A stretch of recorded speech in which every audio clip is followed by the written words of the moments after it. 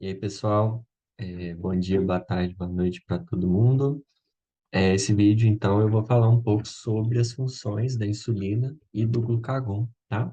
A gente inicia, então, o nosso estudo sobre o metabolismo, tá certo? Então, vamos começar aqui. Bom, a primeira coisa que a gente precisa pensar, que a gente precisa entender, é que o pâncreas, né, essa estrutura, então, que eu estou mostrando, essa representação gráfica aí é do pâncreas, né? O pâncreas ele é formado então por duas porções, né? A porção que é exócrina e a porção que é endócrina, né? A porção exócrina é formada então pelos ácidos pancreáticos, certo? A porção endócrina é formada pelas ilhotas de Langerhans. As ilhotas de Langerhans são formadas por algumas células, alguns tipos celulares, né? Então, você tem a célula delta, que vai ser produtora de somatostatina, tá? Célula alfa, que vai ser produtora de glucagon, e célula beta, que vai ser produtora de insulina. Nesse desenho aqui, que é um desenho esquemático, ele já está te demonstrando que a quantidade de células beta na ilhota de Langerhans é muito maior do que das outras, né? Então, o pâncreas, ele tem como principal hormônio a insulina, né? Porque ele produz ali em torno de 60% da sua excreção é insulina, enquanto que 25%, por exemplo, é o glucagon, tá? Somatostatina a gente vai tratar menos. O ponto principal de saber sobre a somatostatina é que ela vai inibir a ação tanto do glucagon quanto da insulina, tá? Mas isso a gente não vai tratar tanto nesse vídeo, tá certo? Então, aqui só para a gente ter em mente, então, as estruturas, né, e tudo que forma essa glândula, né, o que é o pâncreas, tá certo? Vamos começar aqui. Gente, olha só, quando a gente está falando de insulina e de glucagon, a gente está falando basicamente de metabolismo de energia, né? Então, o nosso organismo, né, quando a gente se alimenta, nós temos então um aporte energético vindo dessa alimentação, tá? Se você tem um excesso de energia, né, que é traduzido basicamente numa maior concentração de carboidratos, né, a insulina ela vai tender a converter, então, todo esse carboidrato em excesso em glicogênio. E esse glicogênio, que basicamente é a forma que a gente tem de estocar a glicose, né, a glicose que está em excesso, ele vai, então, ser colocado nos músculos e no fígado, principalmente, tá? Se não houver essa conversão de glicose em glicogênio por parte da insulina, a insulina vai fazer, então, o papel, né, de garantir que isso vai ser convertido em gordura, para ser, então, armazenado também como na forma de gordura. Então, a gente armazena energia por forma de glicogênio, por forma de gordura e também em forma de proteína, né? Então, a insulina, ela tem participação em todos esses processos, tá? Bom, as células beta, então a gente começa a falar da insulina propriamente dita, tá? A célula beta, ela vai ter um hormônio, né, que é chamado de pré-proinsulina, tá? A pré-proinsulina, ela vai sofrer uma clivagem lá no retículo endoplasmático, tá bom? Lá nas células beta, né, no retículo endoplasmático das células beta, e essa clivagem vai resultar na proinsulina. A proinsulina, ela vai então para o complexo de Golgi, e lá no complexo de Golgi vai ocorrer a clivagem da cadeia C e o empacotamento, então, dessa proteína para ser enviado para fora da célula, que isso é o papel do complexo de Golgi, tá? Ali, olha, nessa imagem, a gente consegue perceber, então, a forma, né? Como que é formada a insulina, tá? A gente tem, então, aqui a cadeia C, que é uma cadeia ligante, tá? Então, isso aqui são todos polipeptídeos, tá? Ou seja, grupos, né? Conjuntos de aminoácidos. A cadeia C, que vai ser clivada lá no complexo de Golgi, a cadeia A e a cadeia B. Cadeia A e cadeia B são justamente as cadeias que vão formar propriamente a insulina, tá? Elas se ligam, então, por pontes de sulfeto, tá vendo? Elas se ligam por pontes de sulfeto e formam, então, a insulina, tá bom?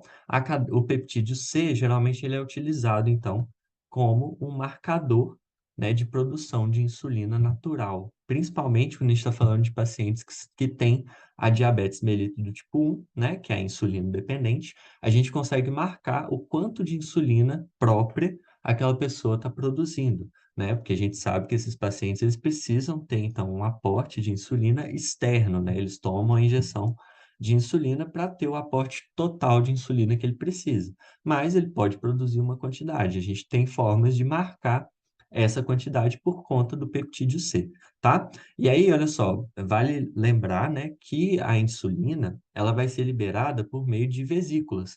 Essas vesículas, elas são formadas no complexo de Golgi, tá? O complexo de Golgi vai empacotar, né, essa proteína e vai, então, essa vesícula que é formada, ela vai ser, então, aglutinada lá na membrana no momento da exocitose da insulina, tá? E o peptídeo C vai junto, porque ele foi clivado lá no complexo de Golgi, né? E aí você tem, então, todo esse complexo aqui dentro da vesícula. Então, a gente consegue utilizar o peptídeo C para marcar a produção de insulina própria, ok? Bom, a insulina, como que ela vai fazer para se ligar na célula-alvo, né? A célula-alvo, ela tem, então, esse receptor aqui de membrana, tá? Que é o receptor de insulina. E esse receptor de insulina, ele vai ter duas partes, né? Uma parte que fica fora da célula e uma parte que tem contato com o citoplasma. A parte que fica fora da célula são as cadeias alfa, né? E a parte que fica em contato com o citoplasma é, então, formada pelas cadeias beta. Essas cadeias, elas são ligadas por pontes de sulfeto, isso vai ser muito importante, tá? A insulina, né, que aqui está representada aqui como esse negócio azulzinho aqui, né? Ela vai se ligar, então, lá na região alfa, né, na cadeia alfa. E quando a insulina se liga na cadeia alfa, o que que vai acontecer? Ela vai gerar uma alteração da cadeia beta. Essa alteração é uma autofosforilação, tá? Então, a extremidade beta vai ser autofosforilada, e quando isso acontece, você tem a ativação da tirosina sinase. Se você ativa a tirosina sinase, você vai ter a fosforilação das enzimas intracelulares.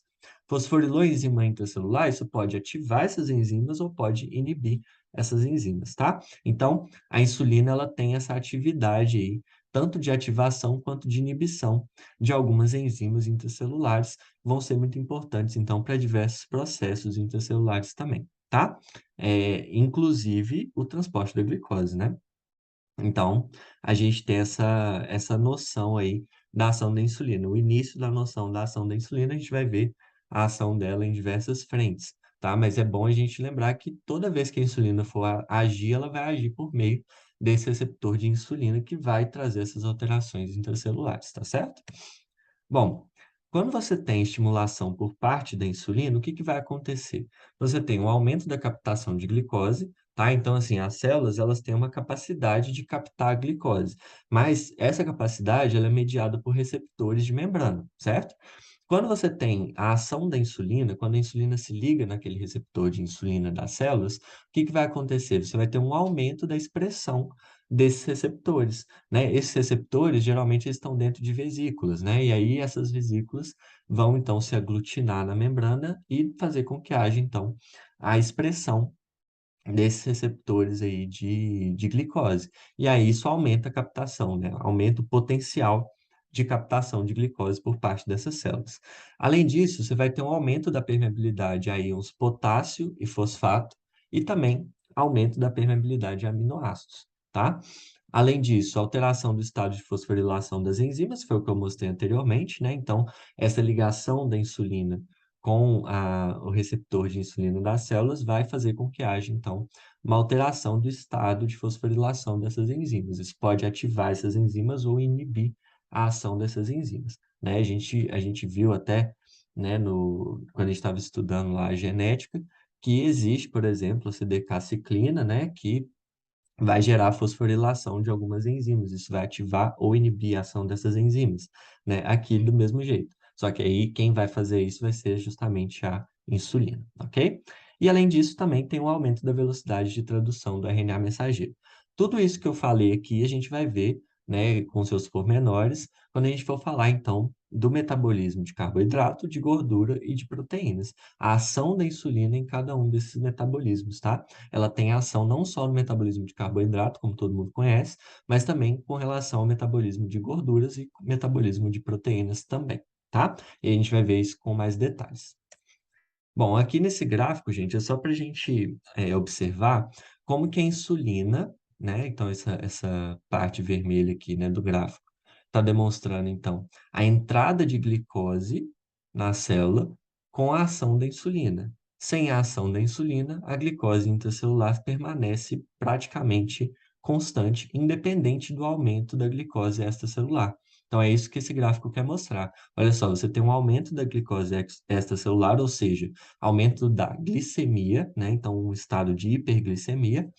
E quando você tem a ação da insulina, você aumenta a captação de glicose. Se você aumenta a captação de glicose, aí sim, a glicose intracelular aumenta, consequentemente ao aumento da glicose extracelular. Agora, se você não tem a ação da insulina, que é basicamente o grupo controle aqui, né?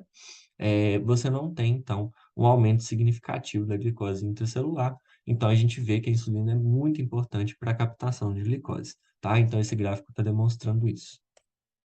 Bom, vamos começar falando, então, dos efeitos, né, da insulina no metabolismo de carboidratos. Falei com vocês que a insulina tem ação, né, tem efeitos no metabolismo de carboidratos, de gorduras e de proteínas. Eu vou falar, então, rapidamente aqui sobre cada um deles, né, da influência da insulina em cada um desses metabolismos aí separadamente, tá? Bom, quando você tem um aumento de glicemia, né, o que que vai acontecer? O aumento da insulina, tá? Então, o aumento da glicemia vai ser uma forma de regular a liberação de insulina. A gente vai ver a regulação da liberação também, tá? Da secreção de insulina mais para frente, tá? Quando você tem, então, esse aumento de glicemia, você aumenta a liberação de insulina pelas células beta-pancreáticas, certo? E aí, esse aumento de insulina leva ao aumento de captação de glicose, principalmente nos músculos, no fígado e no tecido adiposo, tá? Aí aqui eu coloquei só para a gente lembrar, né? Que no período pós-prandial, ou seja, depois de uma refeição, né? A insulina eleva a expressão de GLUT4, né? A GLUT4 vai ser, então, esse receptor de glicose que vai ser hiperexpresso, né? Hiperexpressado na membrana da célula para aumentar a captação da glicose, né? Lembra que eu falei com vocês que essas vesículas contendo GLUT4, GLUT2, GLUT1 vão, então, se aglutinar ali na membrana para a liberação, então, desses glúteos e, consequente, aumento, né, da captação de glicose. Quando você tem uma queda da glicemia, esses mesmos receptores, eles são, então, incorporados à célula novamente para reduzir a captação de glicose, já que você não tem mais o estímulo da hiperglicemia e muito menos o estímulo da insulina, né? Então, a gente tem essa questão aqui que é interessante a gente saber como que acontece isso molecularmente falando, né? Bom, a insulina ela vai realizar algumas coisas, né? Ela vai inativar a fosforilase hepática. E aí, o que que a fosforilase hepática vai fazer? A fosforilase hepática ela quebra o glicogênio que está no fígado, certo? Então, quando você inibe a ação da fosforilase hepática, você está inibindo a quebra do glicogênio. A insulina ela vai agir sempre no sentido de armazenar, de estocar a energia e não de gastar essa energia. Por quê? Porque geralmente ela está sendo liberada em situações em que há um excesso de energia, né? E se há um excesso de energia, você quer estocar, você não quer gastar, tá? Então a insulina ela vai sempre agir nesse sentido, por isso que ela vai inativar a fosforilase hepática. Inativou a fosforilase hepática, inativou a quebra do glicogênio, reduziu a quebra do glicogênio nos hepatócitos. Isso vai no sentido de gerar mais glicogênio, certo?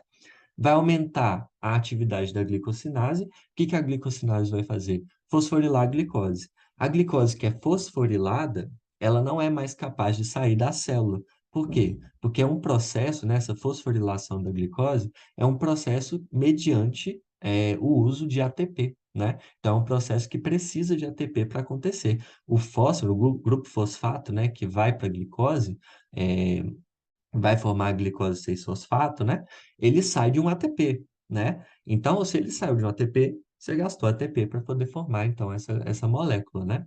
E aí, o que que acontece, né? O que que isso gera? Isso faz com que a glicose fique aprisionada dentro da célula, dentro do hepatócito, tá? Então, isso faz com que haja uma redução da glicemia. Você está tirando a glicose que está no sangue e jogando para dentro da célula e mantendo essa glicose aprisionada, tá? Então, a insulina, ela vai aumentar a atividade da enzima glicosinase, que é justamente a enzima capaz de gerar essa fosforilação da glicose, tá? Então, e é um processo irreversível justamente por conta do ATP, né? Você não vai gastar ATP para poder guardar a glicose dentro da célula, né? Para poder, na verdade, tirar a glicose da célula, né? Para guardar você vai, que aí você vai ter um estoque de energia para você utilizar depois em momentos de hipoglicemia, tá?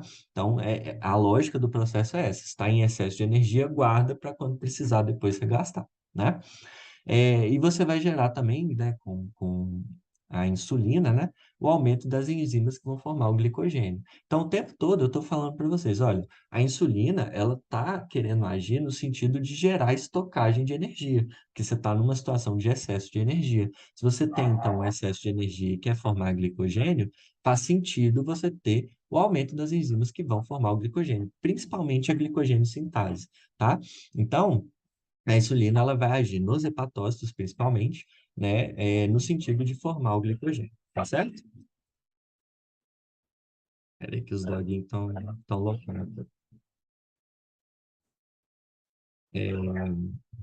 Vou esperar elas terminarem, porque senão vocês não vão ouvir nada do que eu tô falando, né? E eu não vou cortar essa parte não, porque elas precisam participar do vídeo. Bom, vou tentar continuar aqui, viu, gente? Qualquer coisa eu repito depois, pessoal. E aqui, olha só, a gente tem uma situação, então, de jejum, tá? Então, lá eu estava falando uma situação de excesso de energia, né? O excesso de energia, basicamente, vai fazer com que a insulina tenha uma ação de estocagem de energia, certo? Formação de glicogênio, basicamente é isso que ela vai fazer naquele momento. Agora, quando você tem uma situação de jejum, né, ou seja, um período em que há uma baixa de insulina e alto glucagon, o que que vai acontecer? Basicamente o inverso, né? Ativa a fosforilase hepática, né? Fosforilase hepática vai fazer a quebra do glicogênio, que está dentro do hepatócito, para a liberação de glicose para a corrente sanguínea, certo? Então, você está numa situação de hipoglicemia, você precisa de glicose na corrente sanguínea para nutrir os tecidos, certo?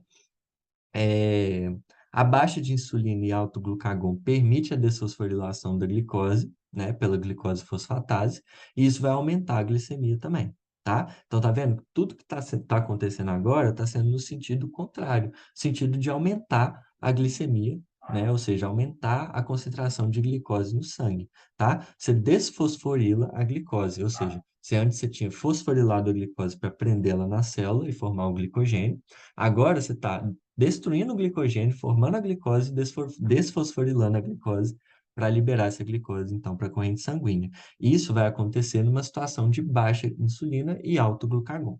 Agora, além disso, você vai interromper a formação de glicogênio. Não faz sentido, numa situação em que você tem pouca energia, formar glicogênio, porque você não tem nada para estocar.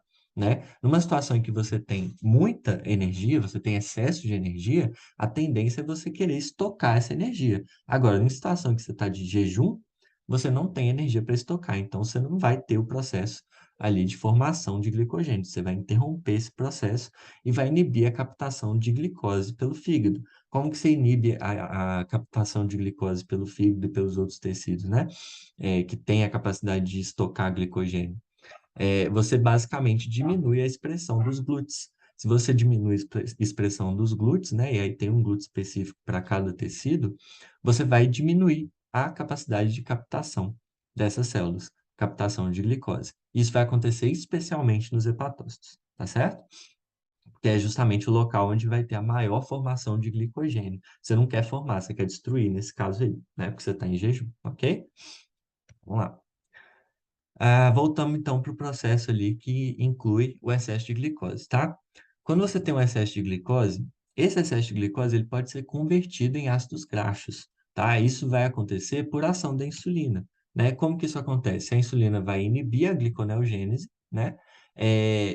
Assim, ela inibe a gliconeogênese por meio, então, da redução de atividade das enzimas que vão fazer parte do processo de gliconeogênese. O que que é a gliconeogênese? Transformação de outras moléculas em glicose. Então, por exemplo, você tem um excesso de aminoácido, esses aminoácidos vão ser convertidos por meio da gliconeogênese em glicose, né? Aumenta a ureia, inclusive, nesse processo, né? E aí é a característica clínica que a gente vai conseguir observar, né? Mas, enfim, ela vai reduzir, vai inibir, né, a insulina, esse processo de gliconeogênese. De novo, você não quer formar glicose. Quando você tem a ação da insulina, quando a insulina está lá no alto, é porque você tem excesso de energia. Então, você não vai fazer nenhum processo que vai fazer aumentar ainda mais a quantidade de glicose. Não precisa, né? Porque você está num excesso de energia. tá? Quando você tem, então, a conversão de glicose em ácidos graxos, que é justamente o processo que a insulina vai garantir que aconteça, né? Porque aí você está falando de um processo que você tem alta quantidade de glicose e você quer estocar essa energia de alguma forma, você já estocou em forma de glicogênio, só que tem uma concentração máxima ali de glicogênio no fígado. Se não me engano, é de 3 a 5% da massa do fígado é glicogênio, tá? Então, passou disso, o excesso do excesso, né, de glicose que tem no seu organismo, ele vai ser convertido em ácido graxo, né, e vai então se transformar em gordura, né? Então, olha só, a glicose, quando ela é convertida em ácido graxo, né, esses ácidos graxos, né, que estão presentes agora nos hepatócitos, eles vão ser empacotados no formato de triglicerídeos, né? E esse empacotamento, né, em triglicerídeos vão formar então os LDLs, Low Density Lipoprotein, tá? Por que que forma o LDL? Forma o LDL para transportar então esse triglicerídeo do fígado para o tecido adiposo por meio da corrente sanguínea, tá? E aí, quando esse processo se torna cada vez mais frequente, né, no seu organismo, você tem uma exposição muito grande ao LDL. Exposição muito grande ao LDL vai predispor, né, aquela pessoa à aterosclerose, por exemplo, né? A gente vai comentar sobre isso mais para frente, porque o LDL é justamente a forma, né, de transporte de triglicerídeos que vai ter a menor densidade. E o que tem menor densidade no fluxo sanguíneo vai para a região parietal, né, para a região periférica do vaso. E aí a tendência é ele se acumular se tiver uma região ali de ateroma, né? Então vai ter aumento, né, do ateroma, vai ter uma predisposição maior à aterosclerose se esse processo for absurdamente é, presente, né, no organismo dessa pessoa, tá? O que acontece é o seguinte, olha, a insulina, aí olha só, beleza. Você tem lá o LDL sendo transportado, então, para o tecido adiposo, do fígado para o tecido adiposo. Quando chega no o tecido adiposo ele não é capaz de pegar o triglicerídeo direto. Então, ele precisa ser quebrado. Quem vai fazer esse processo para quebrar o triglicerídeo em ácido graxo vai ser justamente a lipoproteína lipase, que é uma enzima que vai ser ativada pela insulina, tá? Por quê? Porque a insulina quer estocar energia. O principal, assim, ação da insulina é garantir a estocagem de energia. E você estocar em forma de gordura também é estocagem de energia, tá? Então, essa insulina ela vai ativar a lipoproteína lipase. E aí, o que que vai acontecer? O ácido graxo, né, que vai ser, então, resultante desse processo de quebra é, do triglicerídeo vai ser estocado, então, dentro do tecido adiposo, tá bom? Ele vai, então, para o tecido adiposo, fica lá dentro das células adiposas, sendo armazenado, tá?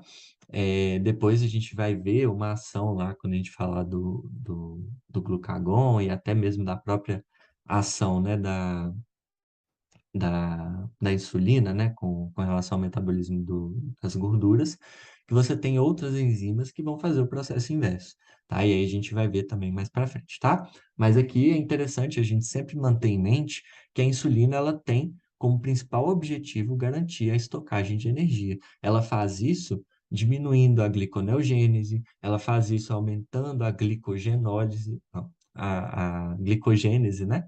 Aumentando a glicogênese para poder formar glicogênio no fígado, nos músculos, no tecido adiposo. Ela faz com que a glicose que está em excesso também se torne ácidos graxos, e esses ácidos graxos, ela faz eles serem estocados no tecido adiposo, porque o ácido graxo, para ser transportado pela corrente sanguínea, ele precisa estar em forma de LDL, né, em triglicerídeos. Esses triglicerídeos são quebrados pela lipoproteína lipase, que é ativada pela insulina, e aí sim o ácido graxo vai ser estocado no tecido adiposo, tá? Então, insulina, estocagem de energia. Eu gosto de associar dessa forma porque fica fácil você lembrar de todas as ações dela a partir disso, porque tudo que você vê que vai relacionar, que vai ser relacionado com estocagem de energia, pode saber que é a insulina que fez, tá? Então, é basicamente esse o processo, tá bom? E aí, no cérebro, né? Como que acontece? A gente sempre vê as pessoas perguntando, né? Se o cérebro funciona da mesma forma que os outros tecidos quando a gente fala de glicose, tá? A resposta é não, tá? O cérebro, ele não precisa da insulina para absorção de glicose. tá? A insulina, ela vai ter pouco efeito no cérebro. Ela vai ter pouco efeito na absorção de glicose no cérebro. Por quê? Porque o tecido nervoso, ele é permeável à glicose, tá? Então, a glicose que você consumiu, ela vai direto para as células nervosas. Ela vai direto, né? Ela não precisa de nenhum mediador como a insulina. Então, quando você tem uma queda de insulina, por conta, por exemplo, de um quadro de diabetes, né? O indivíduo ele não perde a função nervosa, ele não perde a função neural, desde que ele tenha glicose. Então, o tecido nervoso precisa de carboidrato, precisa muito de carboidrato, tá? Porque é justamente, basicamente, uma das únicas formas de você levar energia para o sistema nervoso. É justamente por conta da glicose, tá bom? Então, é um processo muito mais potencializado quando você fala de sistema nervoso, tá? Então, assim, não precisa da insulina, tá bom? Esse é o ponto principal que a gente precisa falar sobre isso, né, nesse contexto que a gente está falando, tá bom? Bom, agora vamos falar da insulina relacionada ao metabolismo das gorduras. A gente já começou, né, uma pincelada ali sobre o metabolismo das gorduras, mas agora vamos falar de fato a ação da insulina nesse metabolismo. Olha, a insulina ela vai promover algumas coisas, tá? Ela promove a deposição de glicose nas células adiposas, tá? E aí como que isso vai acontecer, né? E por que que isso vai acontecer?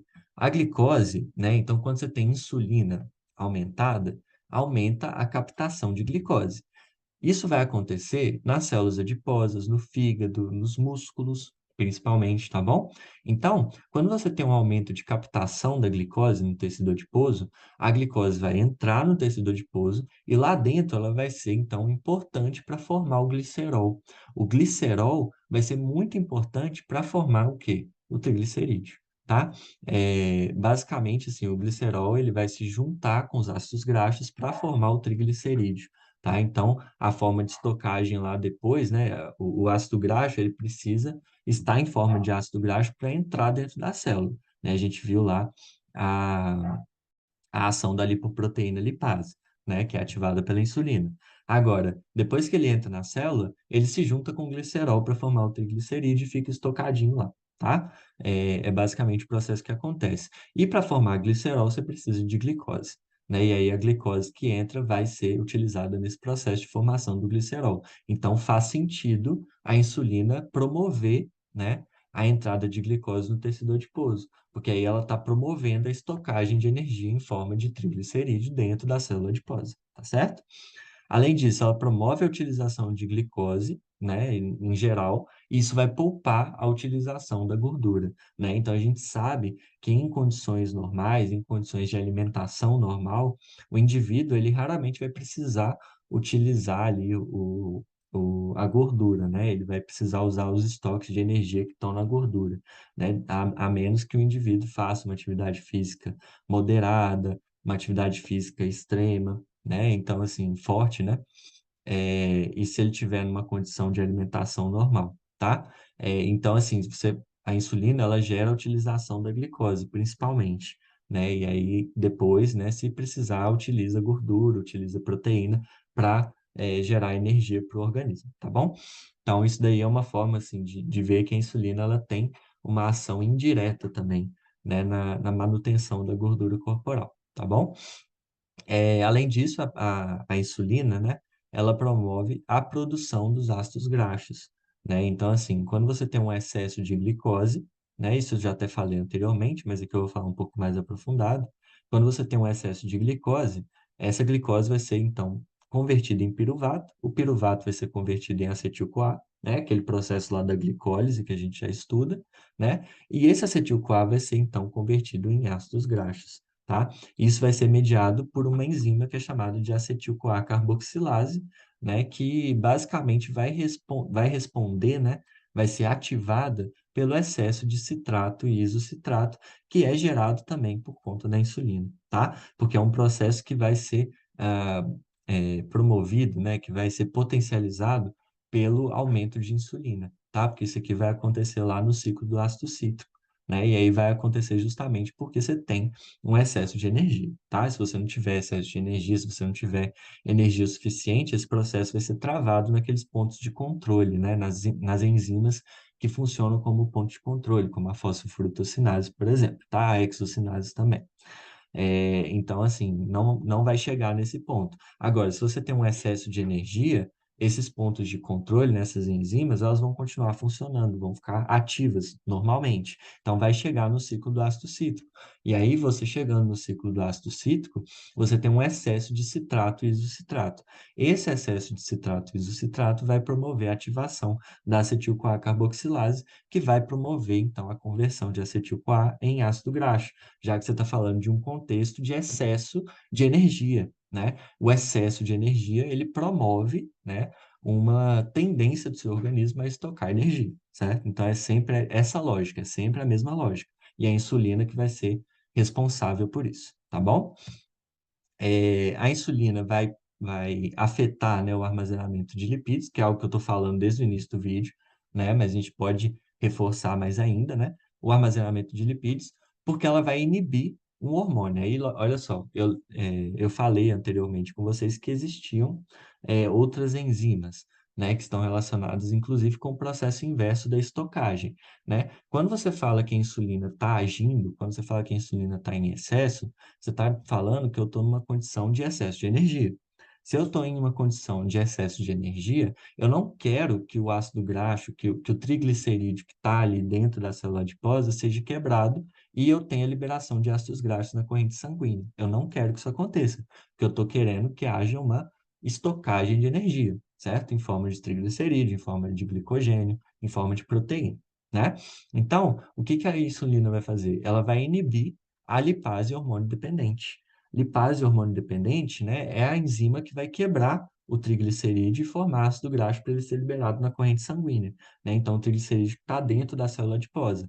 Se a insulina inibe isso, isso não vai acontecer, tá? Então, vai inibir a liberação de ácidos graxos. Além disso, né, a insulina aumenta a captação de glicose, que forma, né, que ajuda a formar o glicerol, que vai se juntar com os ácidos graxos e formar o triglicerídeo que fica lá dentro. Então, vocês estão vendo que é um processo que sempre leva para o mesmo lugar, captação de energia, né? Ou seja, estocagem de energia, sempre a mesma coisa. Sempre no sentido de estocar energia, porque você está falando de um contexto de excesso de energia, tá? Então, a ação da insulina está sempre relacionada com isso. E na falta de insulina, o que que vai acontecer? Você vai ter quebra de triglicerídeos, tá? Por quê? Porque você tem uma hiperativação da lipase hormônio dependente. A forma de você hiperativar a lipase hormônio dependente é justamente com uma queda de insulina e aumento de glucagon.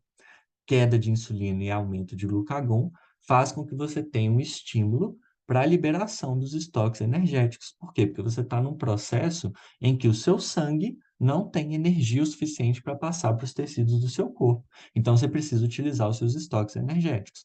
Vale lembrar que você vai utilizar esses estoques lipídicos quando o estoque de glicogênio já cessou, né? Então, primeiro você vai utilizar o estoque de glicogênio que está lá no músculo, que está lá no fígado, e aí, depois que acaba esse estoque de glicogênio, você está num contexto em que não há entrada de glicose, não há entrada de carboidrato no seu organismo, nem de proteína, nem nada para você fazer gliconeogênese, formar a glicose, aí você vai utilizar, então, o tecido adiposo. Isso vai acontecer por uma hiperativação da lipase hormônio dependente. Lipase hormônio dependente, insulina. A insulina é o hormônio, certo?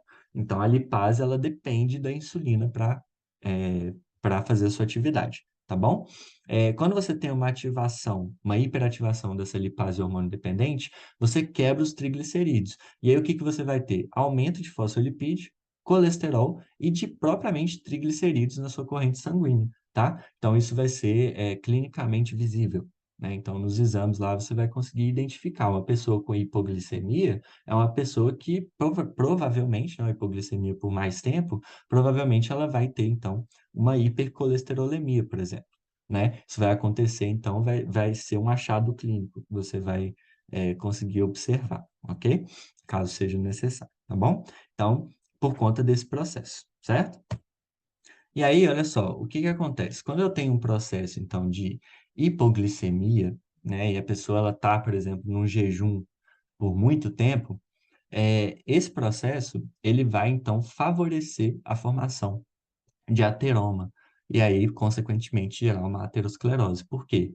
Porque a gente lembra, não sei se vocês lembram disso, mas quando você tem a liberação né, de lipídios no na sua corrente sanguínea, a tendência é que você forme o LDL para levar esse lipídio pela corrente sanguínea até algum lugar. Então, por exemplo, do fígado para o tecido adiposo, do tecido adiposo para o fígado. Só que quando esse triglicerídeo, esse LDL, chega no fígado, o que que acontece? Você tem uma inibição da entrada desse triglicerídeo dentro do hepatócito, justamente pela ação da própria insulina, né?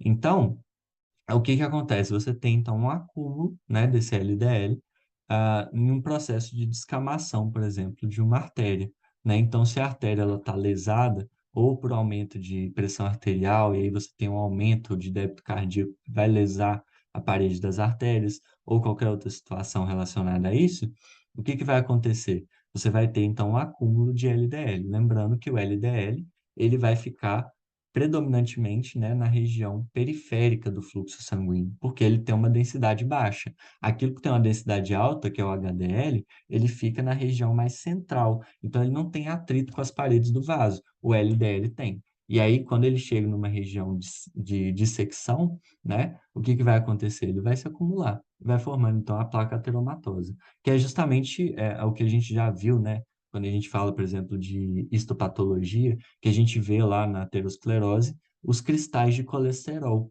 Os cristais de colesterol nada mais são do que acúmulo de colesterol que vem, então, desse processo aí de hiperativação da lipase e hormônio dependente, tá? Então, é um processo que vai levando a outro. Pessoas que têm diabetes, elas tendem, né, a ter uma predisposição maior à formação de ateroma, a ter aterosclerose, tá? Se ela não tiver com a diabetes dela controlada, né? Então, por isso que é tão importante a gente controlar a diabetes com medicamentos e com mudança de hábitos de vida, né? Bom, aqui nesse gráfico aqui, basicamente para a gente demonstrar o seguinte, quando a gente tem uma queda da concentração de insulina, então olha só, o ratinho de laboratório lá, ele foi pancreatectomizado, né? Ou seja, tirou o pâncreas dele. Tirou o pâncreas dele, tirou a ilhota de Langerhans. Tirou a ilhota de Langerhans, não tem mais nem insulina, nem glucagon, nem somatostatina. Então, ele reduziu muito a quantidade de insulina no organismo dele, certo? E aí, o que que vai acontecer? A tendência, né, no passar dos dias, é você ter o aumento de glicose sérica, porque o indivíduo não tem a insulina, e a gente viu que a insulina ela aumenta a captação, né, de glicose pelos tecidos. Então, se ele não tem insulina, essa captação é reduzida, né? Então, o aumento da glicose na corrente sanguínea é muito grande, ou seja, o indivíduo fica em hiperglicemia, certo? Aí, olha só, notem que você tem um aumento muito grande, né, de ácidos graxos rapidamente. Olha só, menos de um dia você teve lá o aumento muito grande de ácidos graxos livres. Por quê? Porque você teve uma queda de insulina. Caiu insulina, o que que vai acontecer? Começa a quebrar os estoques, tá? E aí quebra rapidamente lá os ácidos graxos, né? Porque você tem um estímulo zero ali da insulina. Isso gera uma hiperativação da lipase hormônio dependente. E aí o que que vai acontecer? Liberação de ácidos graxos na corrente sanguínea, juntamente lá com colesterol e com os fosfolipídios, né? Então você tem uma concentração sérica de ácidos graxos livres muito grande. Além disso, você tem o ácido acetoacético, né? Então, o indivíduo ele vai ficar numa situação de acidose metabólica, tá? Essa acidose é gerada porque esse ácido aqui ele vai ser pouco utilizado numa situação de queda de insulina, tá? Então, a gente tem uma acidose metabólica sendo gerada aí nessa situação, tá bom? Então, mas é importante a gente ver que o aumento dos ácidos graxos livres vai ser muito rápido, né? Quando a gente precisa, então, dos estoques de lipídios, tá bom? Os triglicerídeos lá do tecido adiposo. Aí agora vamos falar, então, da insulina, do papel da insulina no metabolismo de proteínas, tá? Olha só, a insulina, ela vai estimular, né, a captação de aminoácidos, né? Então, o transporte de aminoácidos para dentro das células, tá? Isso é uma função que é compartilhada com o GH, o hormônio do crescimento, tá? O hormônio do crescimento, ele vai fazer com que haja a, a captação de alguns aminoácidos, ao passo que a insulina vai fazer a captação dos outros, vai gerar a captação de outros aminoácidos. Então, o efeito que acontece entre insulina e GH, né, é um efeito potencializador. Então, dá para você falar que a insulina vai potencializar a ação do hormônio do crescimento, tá? Existem gráficos, inclusive, que mostram, né? Eu vou mostrar esse gráfico aqui mais para frente, que mostram, então, a ação da insulina potencializando a ação do GH, tá? E aí gera uma quantidade maior ainda de aminoácidos dentro da célula, porque cada um tem a tendência ali de gerar a absorção de aminoácidos diferentes, tá? Então, por isso que potencializa. A insulina ela vai aumentar a tradução do RNA mensageiro e aumentar a transcrição de sequências genéticas, tá? Essa questão de aumentar a tradução do RNA mensageiro é porque a insulina ela praticamente liga ou desliga os ribossomos, tá? Então tem uma ação direta da insulina nos ribossomos. Quando você tem uma alta de insulina, uma alta concentração de insulina, os ribossomos, eles têm então uma potencialização da sua atividade. E aí você tem uma maior tradução, você aumenta a velocidade da tradução do RNA mensageiro. Então você potencializa a produção de proteínas, de enzimas dentro das células, tá? E a transcrição de sequências genéticas, ou seja, você vai ter maior produção de RNAs mensageiros e também maior tradução desses RNAs mensageiros. Então é muito importante ter a insulina por conta disso, tá? Além disso, a insulina ela vai inibir o catabolismo das proteínas. De novo, gente, insulina está ali inserida em excesso de energia. Se você tem um excesso de energia, você quer estocar energia, você não quer gastar. Você pode estocar energia em forma de proteína também, tá? Então você vai inibir o catabolismo das proteínas, porque você não quer quebrar a proteína em aminoácido, você não quer aminoácido sérico, você quer aminoácido dentro da célula para ser estocado em forma de proteína, tá? Então, é basicamente isso que ela vai fazer. É, Se você tiver uma queda da insulina, aí sim o catabolismo de proteínas aumenta, tá? E isso vai potencializar a gliconeogênese. Aí é o efeito inverso, né? Se você tem uma redução de insulina, seja por uma retirada do pâncreas, ou seja, basicamente por uma situação de jejum, o que que você quer? Você quer quebrar os estoques energéticos. E aí, lembrando, gente, isso daqui é numa situação mais extrema, tá? Você está utilizando os estoques de proteína. Aí já é uma situação bem mais extrema. O indivíduo ele já chegou no ápice ali do que ele precisaria chegar para perder os estoques dele. Porque o último estoque que ele vai utilizar vai ser o proteico, tá? E aí, nesse caso, você tem aquela situação lá de caquexia, né? O indivíduo ele começa a perder massa muscular. E aí ele diminui demais a massa muscular dele até ele não ter mais nada de estoque, nem de proteína, né? E aí, por exemplo, o indivíduo vai a óbito por inanição, por exemplo, né? Isso pode acontecer. Mas quando você tem uma liberação de aminoácidos na corrente sanguínea, a tendência é você estimular a gliconeogênese, tá? E você estimula a gliconeogênese estimulando as enzimas que fazem parte ali do processo de gliconeogênese, tá? Por conta da redução de insulina, tá? Então, se você tem redução de insulina e aumento do glucagon, né? E a gente vai falar um pouco do glucagon mais para frente, né? Você tem, então, uma potencialização da gliconeogênese porque você quer gerar glicose sérica. Você quer gerar, então, um aumento da glicemia, tá? Então, são as situações inversas. Eu gosto sempre de ficar pensando nessa questão de excesso de energia, falta de energia, que aí eu consigo relacionar a ação da insulina e do glucagon também, tá bom? Aqui, aquele gráfico que eu falei com vocês, né? Então, olha só, você tem o hormônio do crescimento fazendo a ação dele, notem uma ação bem pequenininha, né? No aumento do peso do indivíduo, né? E aí, lembrando, o hormônio do crescimento, está aumentando o peso do indivíduo, beleza? Está aumentando, ah, literalmente, o crescimento do indivíduo, tá bom? Do animal. Então, o hormônio do crescimento aqui com a ação dele, e a insulina com a ação dela. Lembra, o hormônio de crescimento, o que que ele faz? Ele faz você aumentar a captação de aminoácidos, de alguns aminoácidos, certo? De X aminoácidos. A insulina aumenta a capacidade de captação de Y aminoácidos, certo? Se você junta a ação do hormônio do crescimento com a insulina, olha o que acontece com o indivíduo. Ele cresce muito mais. Ele cresce mais porque você tem a captação de mais aminoácidos. Não são só os aminoácidos X ou só os aminoácidos Y, igual está acontecendo aqui.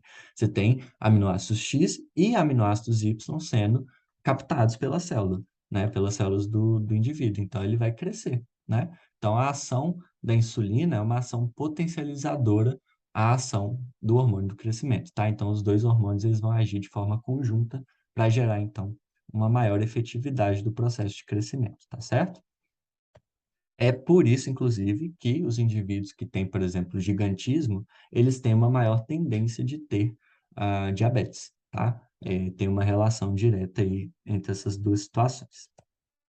Bom, aqui a gente pode falar um pouco sobre o mecanismo de secreção da insulina, tá? Porque a gente já sabe, né, que a insulina vai ser liberada em situações ali, ah, de aumento da glicemia, né? E aí ela vai agir sempre no sentido de gerar o empacotamento, né? E como é que fala? A formação de estoques de energia, certo? Ela sempre vai agir nesse sentido, mas a gente precisa entender também como que acontece esse processo aí de liberação, de secreção da insulina, tá? Então, olha só, você teve um aumento de glicose sérica, né? E esse aumento de glicose sérica, né, ele vai, então, se traduzir aqui, né? Isso daqui é uma célula beta-pancreática, tá bom?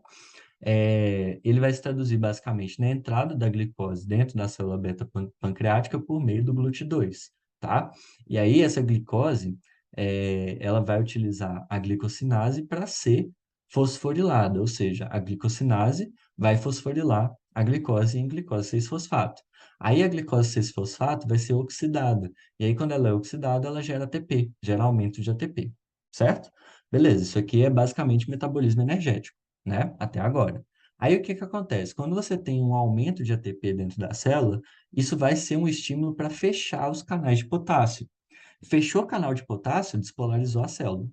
Célula despolarizada vai fazer então com que haja a abertura então do canal de cálcio e voltagem independente, porque você teve uma alteração da polarização da membrana. Se teve alteração da polarização da membrana, ou seja, da voltagem daquela membrana, o que que vai acontecer? Canal de cálcio vai abrir. Entrou cálcio, a gente sabe que o cálcio tem ação direta nas vesículas intracelulares, né? E aí o que que ele faz? Ele faz com que essas vesículas tenham o estímulo para se aglutinar, então, na membrana celular e liberar a insulina, né? Então, é basicamente assim que acontece o processo de liberação da insulina. Por isso que a gente sabe também que a hiperglicemia é o principal sinal para liberação de insulina pelas células beta-pancreáticas, tá bom? Aí, olha só, como que ocorre o controle da secreção de insulina, tanto para inibir a secreção de insulina, quanto para aumentar a secreção de insulina. Aumento da glicemia, né? Acabei de falar, é o principal de todos, né? Então, assim, a gente já falou muito disso, tá? O aumento dos aminoácidos séricos, tá? E aí, se você tem aumento de proteína, ou seja, aumento de aminoácido sérico e aumento da glicemia juntos, acontecendo juntos, são processos que se potencializam. A quantidade de insulina que é liberada pode até duplicar, tá? E assim, isso é basicamente o que explica por que a gente precisa se alimentar basicamente de carboidrato e proteína, pelo menos, sempre. Por quê? Porque aí você vai ter, então, uma liberação maior de insulina, o processo fica um pouco mais potencializado, né? Então, aumento de aminoácidos séricos também vai gerar, então, um aumento da insulina, ok? Os hormônios gastrointestinais, principalmente GLP-1 e GIP, que são hormônios que são chamados de incretinas, né? E aí, quando você tem, então, o aumento dessas incretinas, você vai gerar um aumento antecipatório da insulina, tá? A gente sabe que os hormônios gastrointestinais, eles têm capacidade de gerar efeitos antecipatórios à alimentação, né? Então, o indivíduo, ele está em jejum, ele vai ter um estímulo, né? Lá do centro da fome. Esse estímulo do centro da fome vai gerar, então, o estímulo para a liberação desses hormônios, né? Principalmente o GLP-1 e o GIP. Liberou esses dois, você já tem um aumento da produção e da secreção de insulina lá no pâncreas, para basicamente preparar o organismo para receber quem? Glicose, né? Carboidrato e aminoácidos, certo? Que vem, então, da alimentação, beleza? O sistema nervoso autônomo vai ter, então, a ação tanto de ativar quanto de inibir a liberação, a secreção de insulina. O parasimpático, né, vai ter, então, a ação de aumentar a insulina quando você tem processo de hiperglicemia, tá? Então, quem vai fazer isso é o parasimpático, né? Então, fibras do parasimpático. E as fibras do simpático vão reduzir a insulina numa situação de hipoglicemia, tá? Então, isso aqui é até meio lógico de pensar, né? Mas é, a relação disso com o sistema nervoso autônomo é bem interessante, né?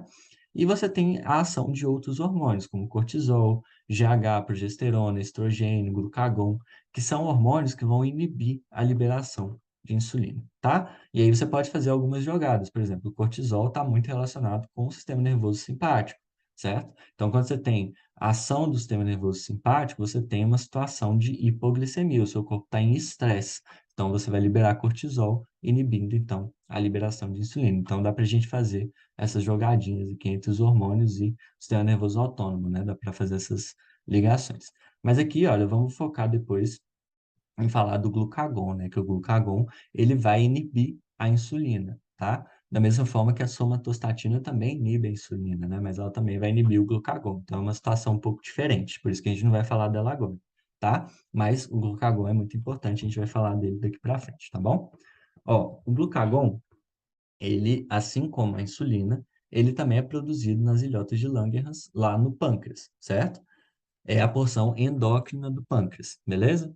Só que ao invés de ser produzido pelas células beta, como é o caso da insulina, ele vai ser então produzido pelas células alfa, ok?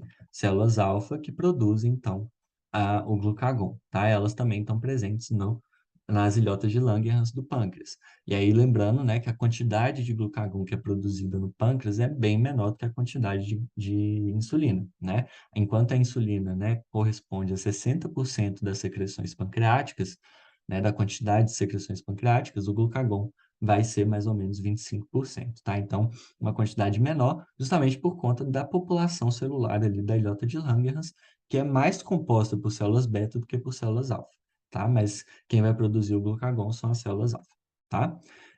O que que uma injeção de glucagon vai gerar?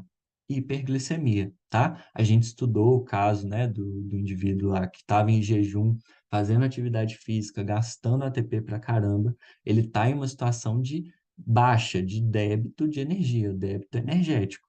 E quando ele está numa situação de débito energético, a insulina dele está lá embaixo e o glucagon dele está lá em cima, em tese. Se você coloca uma injeção de glucagon, o que que você vai fazer? Você vai potencializar o processo de quebra dos estoques energéticos. E você potencializando o processo de quebra dos estoques energéticos e da gliconeogênese, você aumenta a glicemia muito rapidamente, tá? E aí você gera, então, um processo de hiperglicemia. O indivíduo estava aqui e ele veio parar aqui, justamente por conta da injeção de glucagon. Por isso que é uma situação que é interessante para indivíduos que têm diabetes mellitus tipo 1, né? Se ele tiver em jejum e tiver uma situação de hipoglicemia, que ele vai ter uma sintomatologia relacionada à hipoglicemia, você vai lá e dá uma injeção de glucagon ou então um soro glicado, né? Mas se ele não estiver no hospital, vai ser difícil fazer um acesso venoso nele. Então, você vai fazer a, a injeção de glucagon, que vai gerar uma hiperglicemia muito rapidamente, tá? Até 20 minutos o indivíduo já está de boa, né? Então, é bem interessante isso daí, tá? Olha, o glucagon, ele vai gerar quebra de glicogênio em glicose. Então, olha só, tudo que a gente falou para a insulina, você vai pensar o oposto agora, tá? Na maior parte dos processos. Por quê? Porque a insulina, ela vai atuar em uma situação de excesso de energia. O glucagon vai atuar numa situação de débito de energia, tá? Então, o que ele vai fazer vai ser basicamente pegar os estoques energéticos e fazer esse estoque energético se traduzir em glicemia aumentada, ou seja, quantidade de glicose no sangue aumentado, ok? Aí, os loguinho.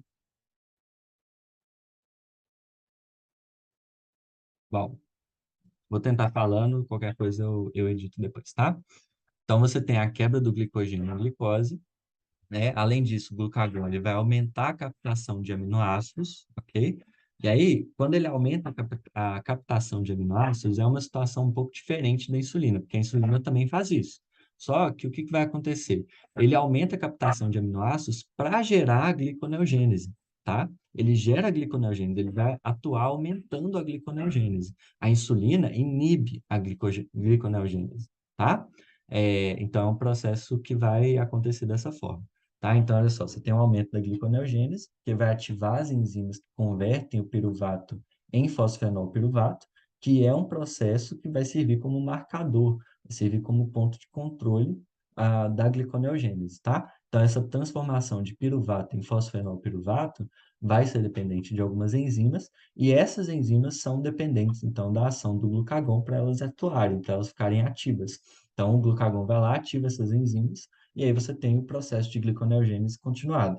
Quando você tem um aumento de captação de aminoácidos por parte da insulina, você não tem ativação dessas enzimas. Então, o piruvato não vai ser transformado em fosfenolpiruvato. E aí você não continua a gliconeogênese, né? E aí você tem o estoque de proteínas naquela célula, tá? Então, é por isso que tem essa diferença aí da ação, mesmo que os dois, né, tanto a insulina quanto o glucagon, gerem um aumento de captação de aminoácidos, tá? É com objetivos diferentes, beleza? Além disso, você vai ter ativação de lipase, né, que basicamente vai fazer você quebrar os estoques de gordura, né, os estoques energéticos relacionados à gordura, certo?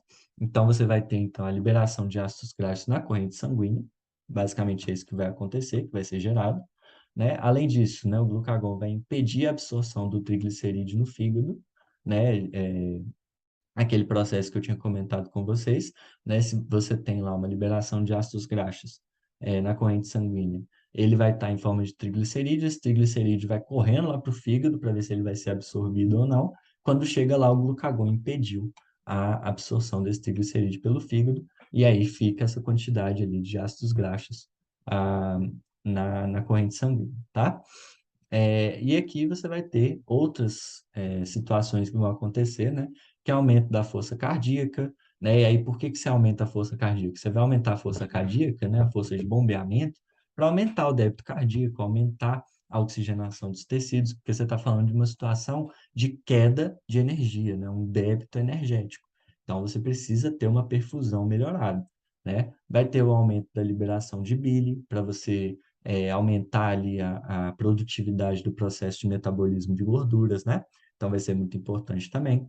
Vai aumentar a perfusão renal, principalmente, tá? Vai reduzir a liberação de ácidos gástricos, porque você está falando de uma situação em que o indivíduo está em jejum, né? Então, se você aumentar a liberação de ácidos graxos, o que que vai acontecer com o estômago desse cara, né? Vai embora, vai para o saco, né? Então, você vai reduzir a liberação de ácidos graxos por meio da liberação de glucagon, certo? Então, essas são as ações aí que o glucagon vai ser capaz de gerar no seu organismo, beleza? A regulação da liberação do glucagon vai acontecer mediante a hipoglicemia, principalmente, tá? Então, você tem uma situação de hipoglicemia. É, e aí, o que que vai acontecer? Você vai aumentar o débito hepático da glicose por ação do glucagon, tá? Então, a liberação de glucagon, né, vai ser regulada pelo índice glicêmico, assim como é regulada a liberação de insulina pelo índice glicêmico, só que são efeitos opostos. Tem um processo de hipoglicemia, liberou glucagon. Liberou glucagon, aumenta o débito hepático de glicose, porque você quer que a glicose esteja na corrente sanguínea. Você não quer estocar mais, porque você está sem energia, não tem nem o que estocar, né? E aí o que que vai acontecer? A correção da glicemia. O indivíduo estava em hipoglicemia, volta ao normal ou fica em hiperglicemia por conta da ação do glucagon, tá? Além disso, você tem um aumento de aminoácidos séricos, né? Para a formação de glicose, né, na gliconeogênese. Então, olha só, você vai ter um aumento de aminoácidos séricos, você vai ter a ação do glucagon para aumentar a captação de aminoácidos, porque você está com uma alta de aminoácidos séricos. E aí, o que que acontece? Você vai ter a gliconeogênese, porque ocorre ali a translocação, né, a transformação do piruvato em fosfenolpiruvato, mediado por enzimas que são ativadas pelo glucagon. E aí sim você consegue continuar o processo de gliconeogênese e não de estocagem, né? E aí você vai ter a formação de glicose que vai ser liberada, né, desfosforilada e liberada então para a corrente sanguínea também da mesma forma. E a atividade física, porque se você está gastando energia na atividade física, né, o que que vai acontecer? Vai estimular a liberação de 4 a 5 vezes o glucagon, né? Liberar 4 a 5 vezes a quantidade de glucagon do que o normal, né? E aí você vai ter um impedimento, né, da redução brusca da glicemia. Porque senão, toda vez que você fizesse uma atividade extenuante, você ia morrer. Porque você simplesmente ia ter, basicamente, o uso de todos os seus estoques, né?